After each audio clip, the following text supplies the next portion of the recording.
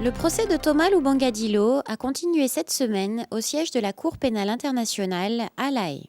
Cette semaine, le procès s'est poursuivi avec la déposition de 2 témoins cités par le bureau du procureur et ayant témoigné sous anonymat. Le premier témoin, le pseudonyme 213, est un présumé ex-enfant soldat. Il a raconté à la Cour comment il avait été enlevé à 3 reprises par les FPLC. La première fois, alors qu'il était en 3e année d'école primaire, il a été enlevé par les soldats des FPLC sur le chemin en rentrant de l'école avec un groupe d'amis. Il a été emmené dans un camp d'entraînement militaire.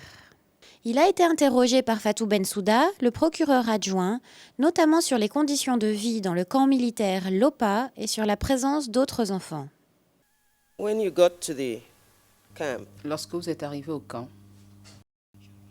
y avait-il d'autres enfants présents également?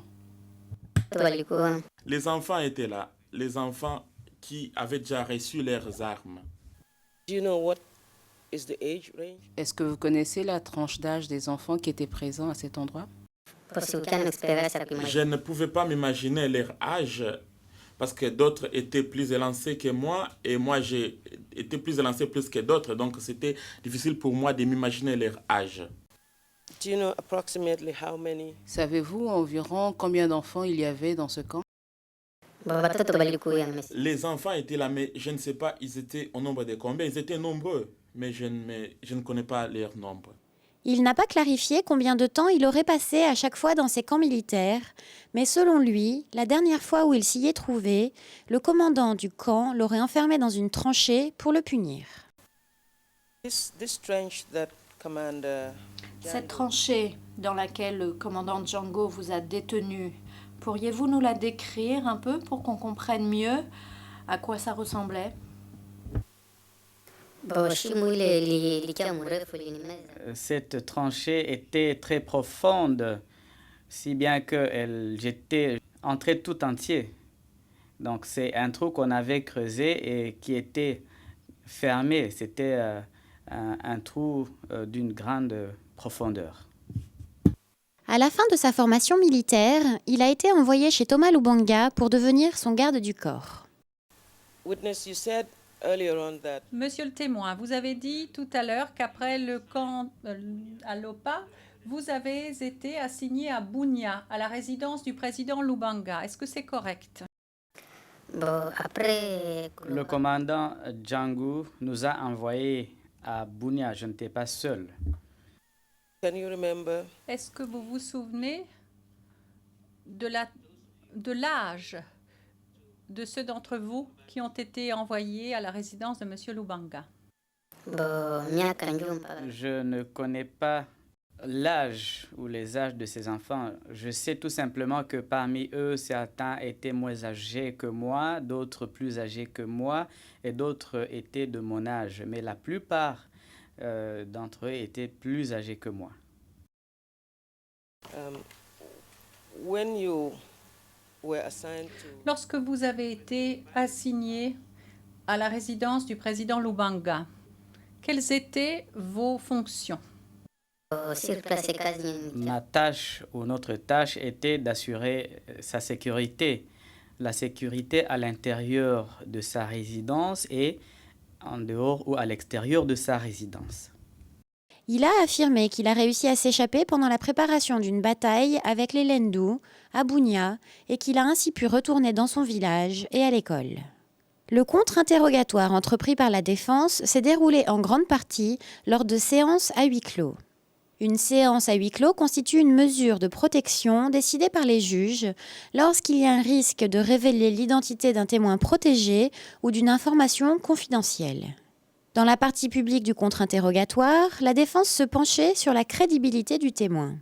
Maître Mabille, le conseil de la défense, a ainsi utilisé la transcription des documents d'enquête du bureau du procureur pour montrer aux témoins la différence entre la déposition qu'il avait faite aux enquêteurs du bureau du procureur et son témoignage produit devant la cour.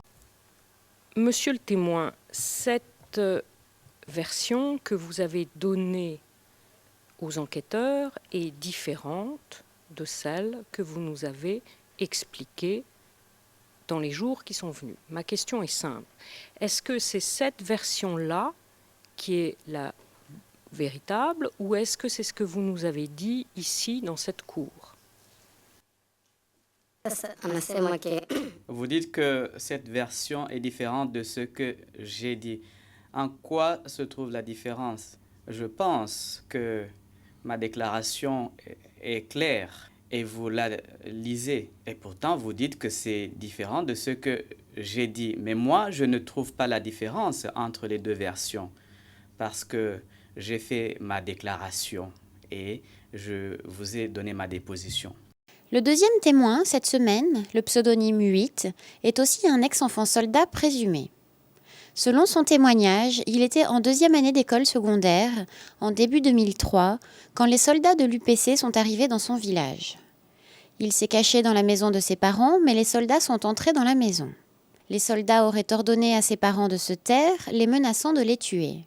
Avec les autres recrues, les enfants, les fillettes et les adultes de son village, il a été transporté au camp d'entraînement militaire d'Irumu, où il a passé 2 semaines de formation.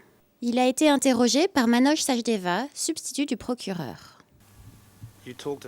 Vous avez parlé du fait qu'il fallait tirer, courir, ramper. Lorsque vous tiriez avec cette arme, que ressentiez-vous? Au moment où j'avais tiré pour la première fois, j'avais eu très peur. L'arme m'a tiré vers l'avant. L'arme était tellement puissante qu'elle m'a tiré vers l'avant. Et est-ce que quelque chose vous arrivait lorsque vous n'arriviez pas à faire ces activités? Oui, lorsqu'on échouait de faire cela, on nous fouettait. Et vous étiez fouetté comment? Avec quoi? On nous frappait avec les bâtons. Pendant sa déposition devant la cour, il a affirmé avoir participé à 2 guerres, celle de l'Ipri contre les Lendu et celle de Barrière. Après chaque bataille, leur commandant supérieur leur aurait ordonné de piller les biens de la population et de violer les filles du village. Il a déclaré que M. Thomas Lubanga et les autres commandants étaient au courant de ces exactions parce que la population se lamentait et demandait à mettre fin à l'enrôlement forcé des enfants et au viol des filles du village. Il aurait été blessé au cours de l'une de ces batailles. Il aurait finalement réussi à s'échapper du camp et à se cacher à Bunia jusqu'au jour où il a pris contact avec l'une des ONG qui s'occupe des enfants soldats démobilisés. Comme avec le témoin précédent, le contre-interrogatoire de la défense s'est penché sur la crédibilité du témoin et les différences entre les transcriptions des documents d'enquête du bureau du procureur et son témoignage produit devant la cour. Dans ces déclarations de juillet 2005, vous ne parlez pas du tout de l'arrivée des militaires à l'école et de votre fuite de l'école, n'est-ce pas? Là, j'ai donné les lieux précis où on m'a arrêté. Je n'ai pas eu l'opportunité de donner le nom de l'école, mais je n'ai donné que l'endroit précis où j'ai été arrêté, mais je n'ai pas expliqué ce qui m'est arrivé par après. La Chambre a autorisé le représentant légal des victimes, maître Paulina Massida, à poser une question au témoin. Est-ce que, aujourd'hui, vous souffrez toujours des conséquences physiques du fait que vous avez été blessé lors du combat de l'Ipri? Oui, des conséquences physiques, il y en a. Mais surtout, j'ai de mauvais souvenirs lorsque je vois cette plaie. Cela me fait repenser la souffrance que j'ai endurée. Donc, cette plaie me fait beaucoup réfléchir sur le sort qui a été le nôtre suite à la personne qui nous a enrôlés. Donc, j'y pense beaucoup et je regrette beaucoup de ce que j'ai connu pendant la guerre. Le témoin suivant, le pseudonyme 11, appelé par le bureau du procureur, a commencé à faire sa déposition vendredi et continuera la semaine prochaine.